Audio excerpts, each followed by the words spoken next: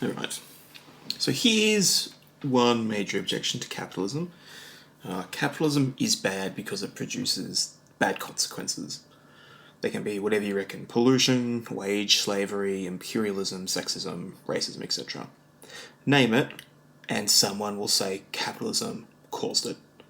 And because capitalism produces bad consequences, it must therefore be abolished. So this essay is going to examine the bad consequences objection, and we're going to ultimately reject it. I've written about 5 different iterations of this essay over the last few months, the longest reaching about 30,000 words. I'm going to save you and myself the torture of all that, and I'm just going to provide what I think are the best reasons for rejecting each version of the bad consequences objection to capitalism. So this essay proceeds as follows. First, I'm going to identify 3 versions of the bad consequences objection and provide a straightforward reason for rejecting the weakest 2 versions of these. Second, I will tackle the third and what I think is the strongest version of the bad consequences objection. I'm going to outline it. I'm going to highlight 2 important factors often avoided by those who advance this argument, and then I will contend, contra the objection, that free markets actually produce the best consequences when combined with strong law enforcement of individual rights and economic liberties, such as property rights. Third, I explain why only such a combination, that is, capitalism plus a reliable institutions and a state, can produce the best consequences. That is because free markets have a solution to what is called the knowledge or the calculation problem, which is price signals. I'm going to explain what the knowledge problem is and why only price signals can resolve it. So let's begin with the bad consequences objection. So the bad consequences are often asserted, but rarely explained, let alone detailed. So what precisely is this objection trying to do? It can't just be that capitalism produces bad consequences. After all, nobody denies this. Even the capitalists will freely admit that markets cause bad consequences like pollution, right, or external costs. Yet, even in light of that, they still defend capitalism. So, at least for some, the mere fact capitalism produces bad consequences doesn't warrant its abolition. And we should note also that this cuts both ways. The anti-capitalists will also admit that capitalism produces at least some good consequences, such as housing and food, etc., but even upon such an admission, does not drop this objection. So what gives? Well, it seems to me that there's 3 versions of the bad consequences objection. The first version is what we might call the absolutely no bad consequences objection.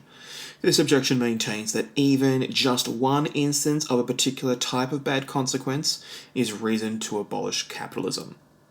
So to be clear, we might think pollution is a bad consequence, but we wouldn't abolish an economic system simply because of one instance of pollution. If that were the case, like, no economic system would pass that test. But something like slavery seems like a bad consequence we'd have a zero policy tolerance for. So, for example, if there were just one act of slavery in an economic system, that would be enough to ruin the entire thing, no matter how much good that system might have produced. This objection may be extreme, or semi-extreme, but I think it's quite intuitively plausible. We wouldn't be okay with enslaving one chef to cook for the homeless, even if it resulted in feeding a lot of hungry people. So, the problem with this objection, though, is that it is not universally applied. If you can name a bad consequence you think we should have a zero tolerance for, you will find it in every economic system. Then we'd have literally no economic system to choose from, and that's obviously we can't have that. There has to be one.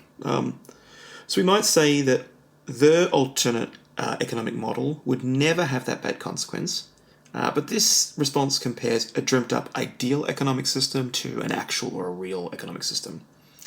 Of course, one's ideal economic model won't have the bad consequence. Presumably, one's ideal economy would have no bad consequences. That's precisely why we call it an ideal. We should be comparing the ideal against the ideal and the real against the real. So, ideal capitalism would also have no bad consequences, again, because it is ideal, whilst a real feudalist or a real socialist would have at least one instance of any bad consequence you could imagine. So, if we applied this objection to all economic models, we'd abolish all of them, which is impossible.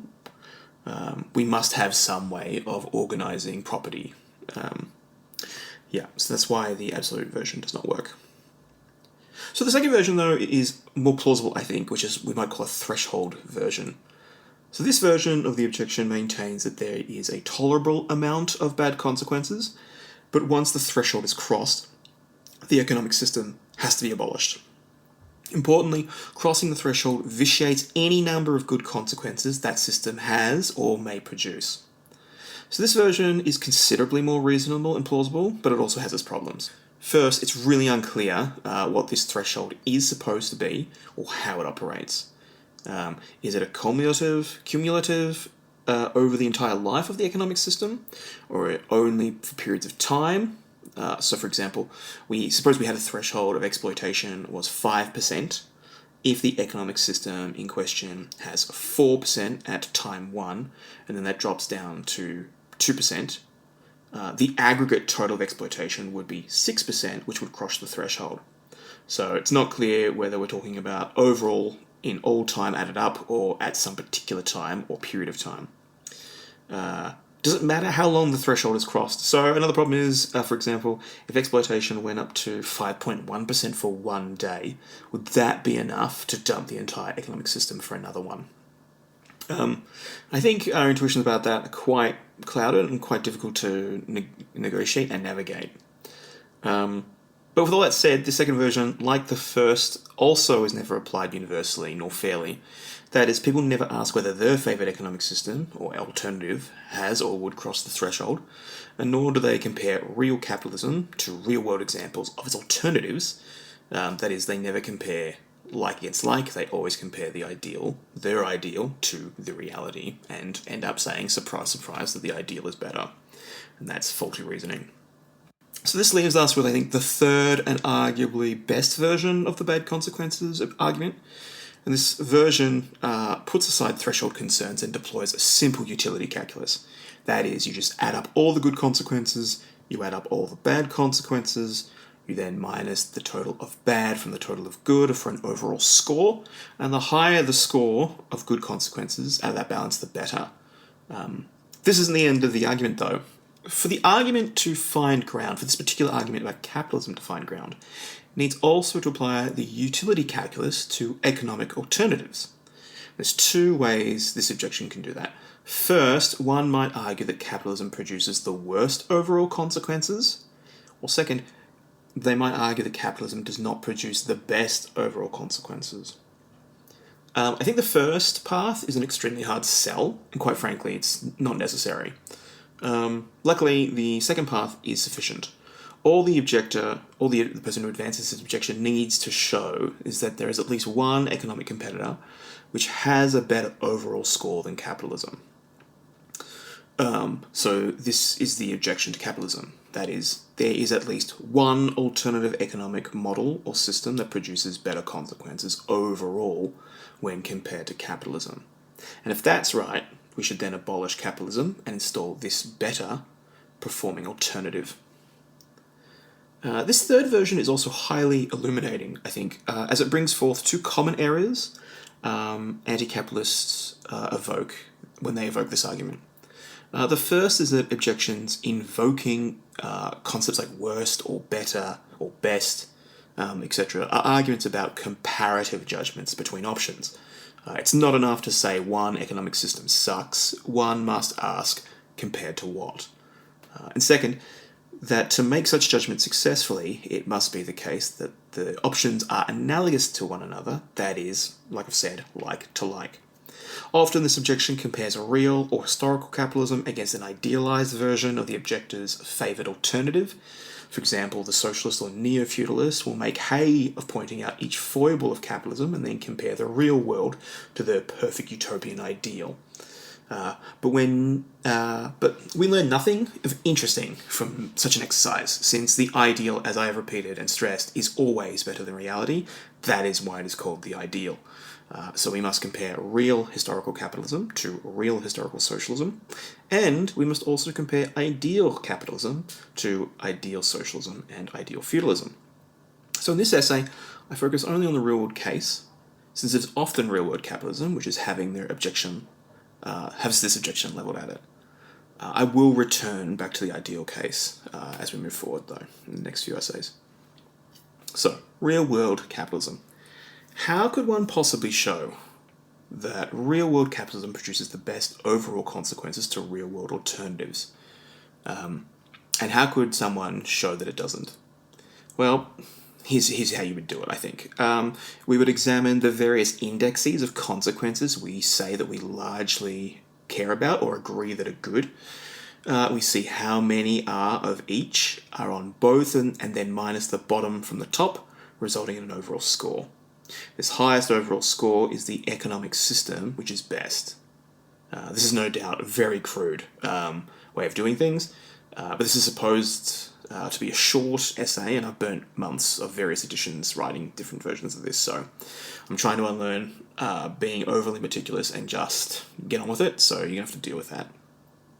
In saying that, my argument is a little narrower than that. My argument for the real-world comparisons is that capitalism, when combined with a strong law-enforcing and trustworthy state or institutions, produces the best overall consequences. So my argument is a little weaker than perhaps you might think. I argue that capitalism is necessary for the best overall consequences, but it is not sufficient. It must be paired with a state that respects and enforces individual civil and economic rights, including property rights. With that said, it is, I think, without question that capitalism produces the best overall consequences compared to any economic system available. Capitalism is the globally dominant economic system for a reason. It produces more stuff, more efficiently, more often, more capably, and cheaper than any other economic system conceived or available thus far. And it isn't even close. It has raised more people out of poverty than any alternative by producing more food, housing, healthcare, entertainment, and so on, and has done so while sustaining itself against all doomsaying that's nearing its end. For the sake of my sanity, we're going only to be looking at the top 10 and bottom 10 from 5 key indexes tracking various consequences we agree are good: happiness, freedom, food security, education, and GDP. I've color-coded the nations to show which is which type of economy. So green nations are capitalist or free market economies, red are socialist economies, blue is feudalist, whilst yellow or orange is a socialist or feudalist economy moving towards free markets. That is, it's more of a mixed economy. I'm going to put them up on the screen, and I'm going to let you kind of just look at them by yourself.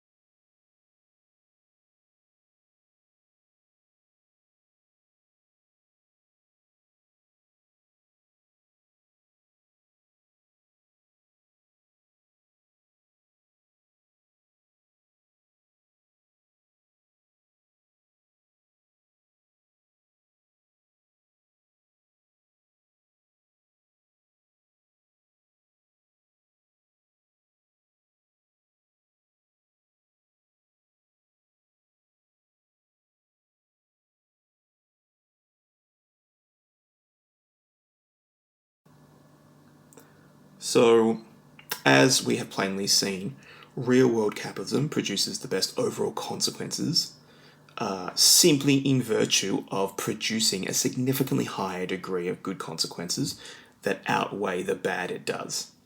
Recall I said that capitalism may be necessary but not sufficient. This position seems supported by the evidence. So regardless of the economic system, political corruption and poor institutions will always ruin flourishing. So the natural rejoinder is to argue that it is the state itself which offers the grounds for flourishing and not the economic system. So the idea is if the United States or Australia or a European nation were socialist or feudalist, then they would be in this top 10 list. So there's two things to that. First, they're not, so too bad. Second, we are comparing real world cases, not hypothetical alternatives. They're irrelevant. So that's two things. But also, we have real world cases of such states, and they failed. Cambodia, the USSR, China, these strict law enforcing states had socialist economies, and all of them failed. And they were strong states, and they failed. China may still have a communist political structure and may have state oversight and control of capital, but their nation has only survived by opening up markets to the outside world. That is how they've survived and have begun to thrive because they embrace market freedoms. And the more market freedoms they have embraced, the better off they have become. It's quite telling that capitalism is overrepresented in these lists, even in the negative ones. And the reason is, as I've said, is that capitalism is the dominant economic system, and there is a reason for that, which is people prefer capitalism. Why? Well, because they know it produces the best overall consequences. When given a choice, people choose free markets. Why would I make that argument? Well, consider, for example, former members of the USSR. After the fall of the Soviet Union, countries like Poland, Ukraine, Belarus, Moldova, etc., all declared their political independence from Russia. And they had a choice. They could continue with the old socialist economic system to which they had been under for the last, period of time, decades, or they could go with an alternative. And they chose an alternative, and that alternative was capitalism. Now, there's two things to note here. First, this historical case is evidence that people not changing from capitalism to socialism is not because they do not know better, or that they have limited thinking because they don't know the alternative. The former Soviet members sought change even despite never having lived with capitalism before. And second, it is telling that not only did none of these nations stick with socialism, but none of them chose feudalism either. They all chose capitalism. These nations knew both socialism and feudalism well, and they had been under socialism while members of the USSR and had been agrarian feudalist societies before that. So they all knew firsthand about alternatives to capitalism, and they still chose it. So, in the real world, in the real historical world, capitalism produces the best overall consequences. I think most socialists or neo-feudalists know this, which is why they invoke images and arguments about their perfect ideal utopian economy. But surely they ask, could there not be a better way? The way. And the answer, I'm afraid, is no.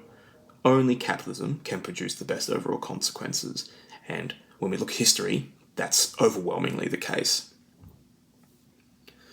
So, why does capitalism produce the best overall consequences? Is it an accident? Could it be that another economic system could produce better overall consequences? Could we not dispense of free markets and simply have a stronger and more trustworthy state responsible for resource allocation? I want to spend the remainder of this essay explaining the theoretical underpinnings for why capitalism produces the best overall consequences, and why only a free market economic system ever could. There's actually a huge number of reasons for this, but for brevity I want to focus on what I think is the most interesting and insoluble one, which is the knowledge problem, or the calculation problem, and capitalism's solution to it, which is price signals.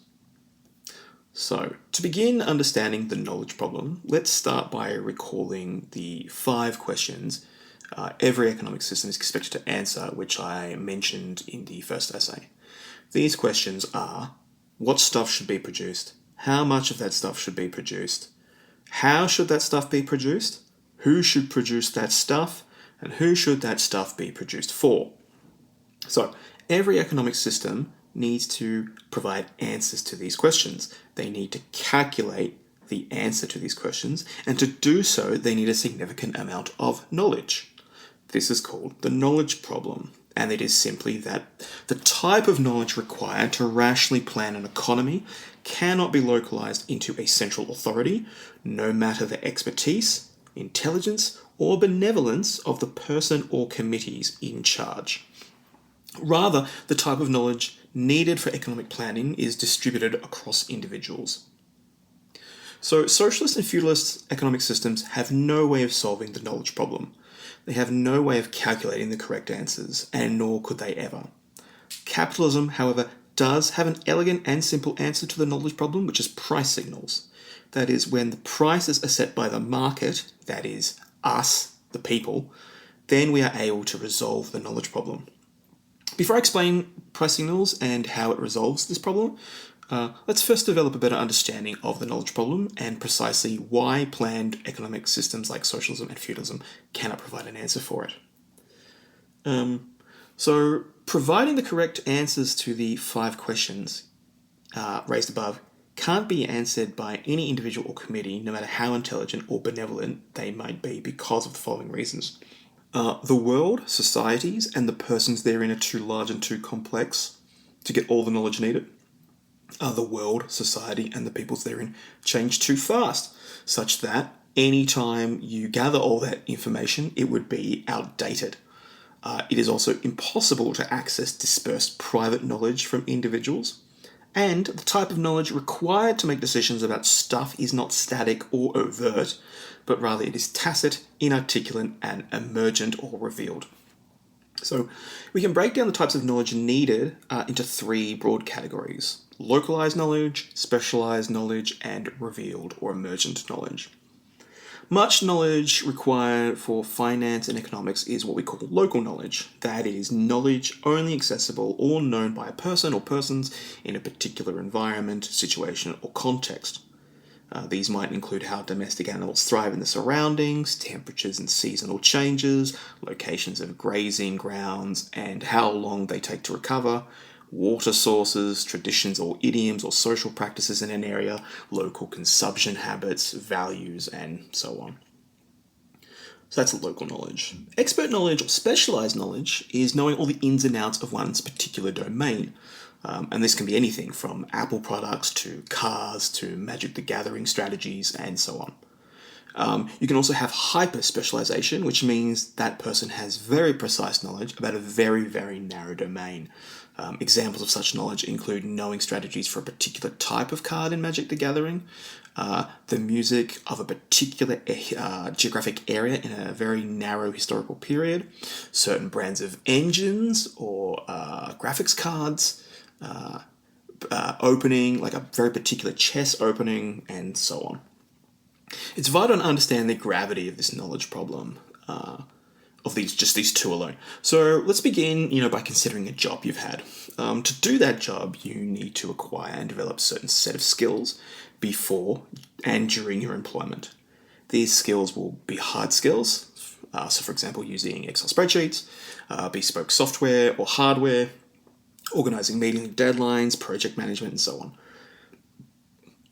But there's also soft skills, and these include things like problem solving, knowing who the other stakeholders are, their personalities, their temperaments, their interpersonal relationships, not just with oneself, but also with others, who has power, authority, or influence, who not to piss off, the social norms of the workplace, how people talk and the language that they use, who to go for what, and when to go to them, and how to approach them, and so on. You also need to know what supplies or resources you need to achieve your goals in your job. How little or how much, what those things cost, how far you can get on what you can afford, what can be and not be done with the allocated budget and time you're given by a superior. All the knowledge needed to do your job is entirely localized within one person, and that person is you. And it must be gathered and assimilated over time. If you had to write down all the information needed to do just your job, or a job that you've done, it would fill a book. Now, think about this. Multiply that number of portfolios and responsibilities you might have overseen in your workplace, and that size of that book of instructions and information needed to do that job doubles every time you add something to it. But that's just localized and specialized. There's also revealed knowledge or emergent knowledge. So this type of knowledge is that which you are not aware of until after the fact. So for example, when you go to the shop for milk, you might end up picking up a chocolate bar or an extra bar of soap, for example. You might not have known you wanted or needed those things until you saw them. Another common example is like a particular sex act. So you might not have ever been thought. So you might never have thought of being called a certain name, or calling someone a certain name, or doing a certain act until it spontaneously came up during the sexual encounter. And only during the sexual encounter and after did you realize that you wanted it. In other words, you learned something new about yourself or about the other person that you couldn't ever have planned for. So that's kind of like revealed knowledge. So consider all the sorts of knowledge you have to do to just do your job. Now consider people in your team. Do you have the knowledge to do their job? Consider all the jobs in your company, in your town, etc. Think of all the jobs that exist. Think of all the jobs that exist which you don't know about. Consider the jobs needed to build the things you use for your job, and the jobs needed to build the things which build those things for your job.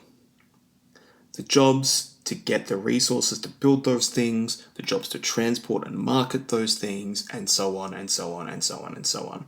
And this, so far, all we've done is talk about work. Let's now consider the kind of knowledge needed to live your life. You need to figure out what transportation you need or want, clothes, food, where to live, what hobbies to take up, how to decorate your home. You also need to figure out who, if anyone, you want to spend your time with, but also when, where, how, and why you associate with them. At a bar, a restaurant, a park, a sports club, online, mountain climbing on the weekends, every month, every week, every year, and so on and so on and so on. And these decisions in turn will change how you reassess answers for the initial questions we started with. So we now have like a really rough idea of the types of decisions you make every day in your life. Whether you realize it or not, you make a lot of decisions about how to spend your time, energy, and money in order to live your life, both outside and inside of the workplace. Now let's suppose, for the sake of argument, that you make only 100 decisions a day. It's hard enough to remember all the information you need to plan and live your own life. Often we need to significantly simplify our lives in order to make those decisions. We need to make hard choices about what we value, what we want, and who we love or enjoy. And how much more complicated does it become when we have to account for everyone else? Consider this. There's 8 billion people on the planet, which means there are about 800 billion decisions made every day. The average lifespan of a person is about 29,000 days. So you'll make yourself about 2,900,000 decisions throughout your life with these rough numbers. Now there's about, like I've mentioned, 8 billion people on the planet. So that's all the amount of decisions that are made in the 80 years that of a cycle of humans. We're looking at, assuming the population doesn't grow, of course, or shrink, we're looking at around 23 quadrillion, 200 billion decisions. Even if you only account for the possible decision for a 5-year plan in Australia, where we're from, that's 13 billion decisions that need to be calculated for. So how could one person or committee or group of committees, or even a super powerful AI, ever come up with the correct answers to the 5 questions of what should be made by who, how much of it, for who, and so on? Well, the answer is that they can't. The knowledge problem, which is localized, specialized, and emergent or revealed, is insurmountable because the information cannot be centralized for economic planning. And if it can't be centralized for economic planning, that means socialist and feudalist economies fail. That is why they fail. So the anti-capitalist, I think, makes a fatal error in thinking the market is a chessboard in which pieces can be moved about to create a world which the hand desires. As if things in a market just kind of end up or can be made a certain way in accordance to some recipe or formula. I think the issue is the anti-capitalist looks out into the economy and sees what they perceive as a market failure or some sort of injustice, and assumes the problem can easily solved by simply demanding goods or services pop into existence to resolve them. And if they don't, then that means there must be someone who doesn't want that to happen. But economies and markets are not sciences. They're not chessboards. It doesn't even cross the anti-capitalist mind that chess pieces have minds of their own and values and desires and interests and will act on those things and the local knowledge they possess to the best of their ability. So what's going on here? Well, I think the anti-capitalist makes three major errors. First, and this is something I feel quite strongly about, but it is quite aggressive, I think anti-capitalists are extremely arrogant. They think that because they see something they don't like, it can be easily resolved by simply demanding it be so.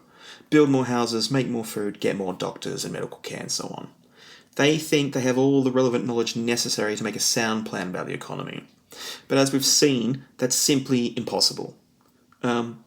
Second, the anti-capitalist thinks the market and economy is a chessboard in which pieces can be moved and arranged in accordance to a plan. It never occurs to the anti-capitalist that chess pieces have minds of their own and act how they think is best to realise their own ends. And third, the anti-capitalist treats the economy like a science, as if the market is the way it is because of some errant formula, and all we need to do is plug in the correct recipe to get the desired result. But the economy is not a science, rather the economy is like an ecosystem. Now, as we've seen, the economy is vast, infinitely complicated, with many moving parts in which we are never really aware of how each piece of it fits together to make the entire thing work. And, like an ecosystem, any attempt to plan or engineer it, no matter how noble or informed those attempts may be, always end in disaster. So, I've outlined the knowledge problem, and I've explained why planned economies like that of feudalism and socialism cannot answer it. This leads us to a natural question, which is, why can capitalism do this? Why is capitalism able to address the knowledge problem while socialism and feudalism are not? Well, simply put, capitalism provides an elegant and simple solution to the knowledge problem, which is price signals. Prices effectively act as the locus of all our combined knowledge. By allowing individuals in a society to determine the price of goods, services, labour, capital, property, land, and so on, it signals to other actors what they should do in relation to those things. That is, acquire it, leave it, produce more of it, produce less of it, so on. In other words, prices can indicate to consumers and producers alike whether to increase or decrease production or consumption of a good or service based on shortages and surpluses. This results in our resources, that is, again, the capital, the labour, etc., getting moved about to the places it is most needed. The prices can do all this without needing anyone to have perfect knowledge and without anyone needing to follow any set plan. Prices help produce a spontaneous order. So, to get the idea, here's an example. It's a toy example. You want a coffee, and so you go to the coffee shop. Suppose a coffee, just for the sake of argument, costs $5. Why $5? Well, there'll be a combination of factors for that. The labour costs of getting the beans, the maintenance cost of the capital needed to produce the beans, the utilities, the transportation, the packaging, and so on and so on. And after all those inputs, we end up with a total, and then the person who is selling it will want to charge the highest they can. And people will choose whether they want to pay that much, and the price will drop until it reaches a profitable area in which people are paying enough for this thing to keep going. And that ends up being, in this example, $5. It is the highest to which can be charged by gaining the most profit. That is, not enough people buy coffee to make it profitable to charge them higher than $5 and lower than $5. Of course, you don't need to know any of that. All you need to know as the consumer is the coffee is $5. Now, unbeknownst to you, suppose that there is a drought in Brazil that resulted in a smaller than usual crop of coffee beans. Because there's less coffee beans to sell, the producer needs to raise the price of coffee beans to make up for the losses. Otherwise, their business will fail, and then there'll be no coffee beans for anyone. Now, you have no idea about the drought. You have no idea of the financial troubles the bean farmer may be in because of the drought. And neither does your local barista know. But the piece of knowledge drought caused less coffee beans, gets encoded into the price. The beans cost more for the shop to buy, and so rather than absorb the cost, they pass it to the end consumer, which is you. So you end up at the coffee shop and see your normal coffee is now $6. Now you have a decision to make, like you do every time you come in. Do you value the coffee more than the $6? And your decision sends a signal back through the chain. The example doesn't end there. Everybody who visits that barista is making the same decision. With the higher price, no doubt some people, with the knowledge they have about their economic arrangements, will choose not to buy the coffee, while others who see that price and consider their economic arrangements will decide to buy the coffee. What does this mean? Well, it means that more people who do value coffee more than $6 will get coffee. By the price changing, our personal economic decisions help distribute the coffee to the people who want it, or need it, or value it the most. And this is effectively what happens for all things in an economy. Now reconsider the case with regards to all economic decisions one person makes in a day, and multiply it by the population of the planet and all the goods, services, and resources that exist. Then multiply it by the average amount of days a person lives. So that is the complexity of the problem we are dealing with, this knowledge problem, and it turns out these price signals, they solve all of it. Prices cannot be successfully set by planned economies because they do not know what price stuff should be because they don't have the information to determine it. If the price is set too low, there may be an overdemand which leads to a shortage. If the price is set too high, we end up producing an unnecessary amount, causing waste and inefficiency. So when the market sets the prices, as it does in capitalism or a free market, it ends up producing the best consequences because people effectively get what they need or want. People look at the prices and decide when things are too expensive and so don't buy it, allowing those who are willing to pay that price to get it. Now, you might think we need some parts of the economy to be planned, or that because it's important, we ought to at least try. Of course, I'm open to that. I think any capitalist, except like an anarcho-capitalist, would be quite open to that. I think, using the ecosystem example, you can probably... The analogy might go something like you can begin like poking and prodding and like shaping the environment or the ecosystem very carefully and only in certain kinds of ways. But every time you make a change, it's going to basically reverberate into the ecosystem and something else is going to go wrong where you need to fix it. So it's probably this consistent maintenance you need to keep doing. And probably the work required to maintain a planned economy is just too much. It can't be done. It can't be maintained. Whereas in a free market, with little nips and tucks here and there on the edges to fix some things and not others, that's a lot more manageable, and therefore you get the better consequences. And this is part of why I think having a good, strong institutions in a liberal democracy is what allows for this to exist. But putting all this aside, I'm open again to that. Of course, I think everyone is. Everyone cares about certain things and wants the best outcomes, even if the market does fail to produce them. There is such a thing as market failure, in the same way there is such a thing as government failure. But it's really important to understand why attempting to do so generally doesn't end with optimal results. Let's consider healthcare. Many people think healthcare is a human right and should therefore be free, or at least heavily subsidised. The question is, how do you do that? You can't just enslave doctors and nurses to get free labour out of them. They need to be paid, and this money that they're being paid needs to be coming from somewhere.